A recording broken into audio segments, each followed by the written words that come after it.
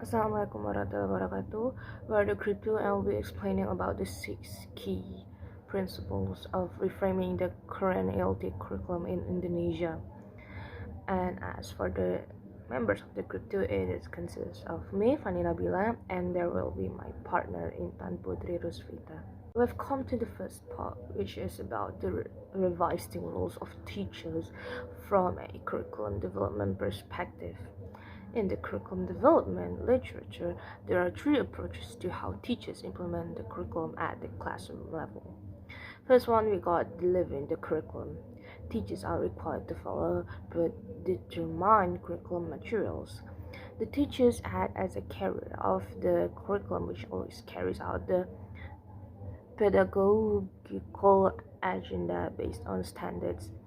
Learning objectives, outcomes, content, process, and assessment are determined by policy makers and curriculum developers without assessing the needs of students as curriculum objects. The second one, we got adaptation or curriculum development.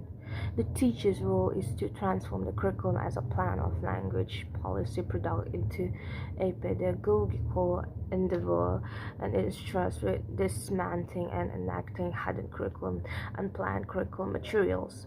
Adaptation gives autonomy to teacher to develop curriculum materials according of the local content. And the third one, we got curriculum determination. Curriculum as a process of construction from the applicable experience faced by students and teachers. The teachers act as a creator of curriculum knowledge who becomes an agent of change in thinking and practice, where the teacher involves students in the process. The teachers use and completes the material based on needs, interests, and developments of students. And for the next part, we come to the negotiating policy and curriculum materials, teacher-driven language curriculum development.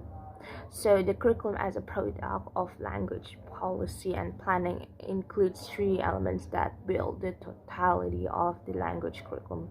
First one is curriculum policies and materials. The second one, we got pedagogy, and the third one, we got assessments.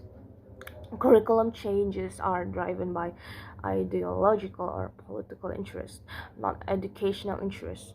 Teachers must be trusted to be drivers of change in language policy and practice within and outside the classroom and school. In this case, the curriculum must be seen as a process of knowledge construction that occurs inside and outside the school as a social environment where teacher and students are involved in pedagogical encounters. And we've come to the part talking about positioning and framing English language pedagogy.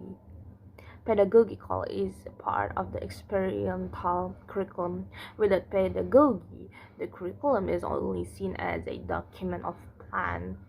Pedagogical items are always complex and multidimensional.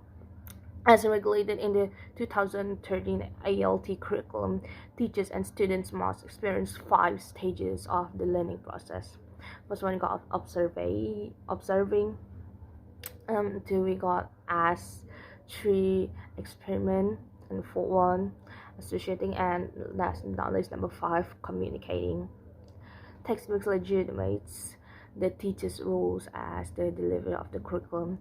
The language teacher is the agent who delivers the intended curriculum without adapting it to their pedagogical situation. In this case, students' voices are seen as a source of input about what is being taught and what is being learned. Language teachers are only need users in policy making and knowledge output. And the great goal of the pedagogical trajectory is to help language students build and improve their English skills and view learning English as a short and long-term investment. Okay, the next explained by me, Tante Rusmita. The next is integrating assessment and pedagogy, a dynamic approach. Language assessment is a part of the overall curriculum, which is a continuum of pedagogical practice. Language assessment must go beyond formation and summative assessment, where the initial goal is to promote learning informally and is often carried out in the classroom, and the latter is formally planned and managed regularly, and aims to document student progress or achievement.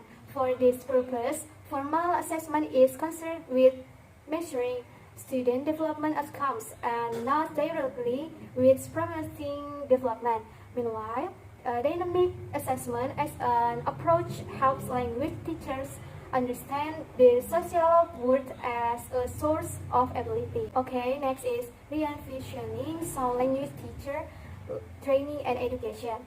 Language teachers are always engaged in reflective practice, such as knowledge construction, longevity learning, process-oriented, personal and professional learning, and theory-based enterprise of action.